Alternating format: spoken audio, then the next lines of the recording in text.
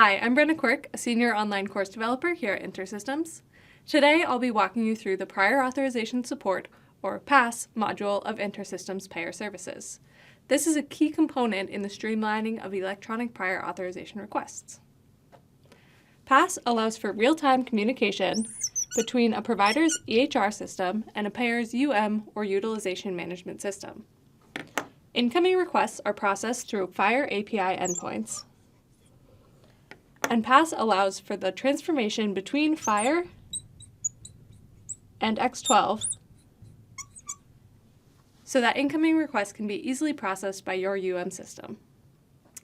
PAS is the final processing layer in the InterSystems Payer Services e-Prior Authorization solution.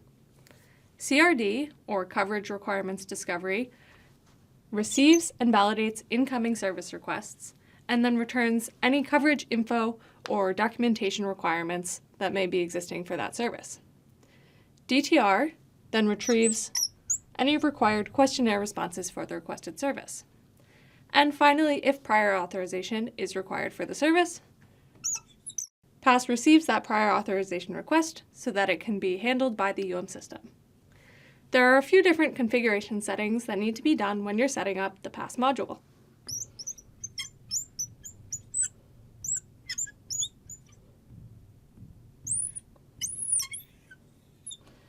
The first is production settings.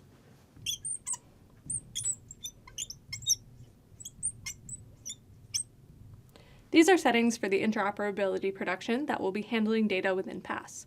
This includes enabling or disabling the transformations between FHIR and X12, depending on the data format that is used in your system.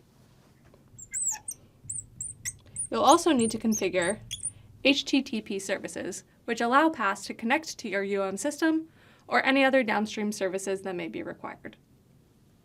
Next, let's walk through the available FHIR API endpoints for PAS. Starting on the provider side, the first endpoint is $submit.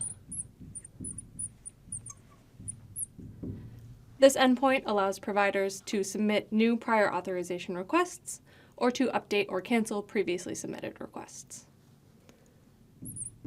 $inquire lets providers query PAS for updates about the status of previously submitted requests. Alternatively, an EHR can choose to subscribe to get these notifications automatically. This is done with the subscription endpoint. It's important to note that an EHR only has to register for a subscription one time in order to be able to receive notifications about any requests that are sent in. On the payer side, $notify lets you send out these notifications to the provider about changes in status.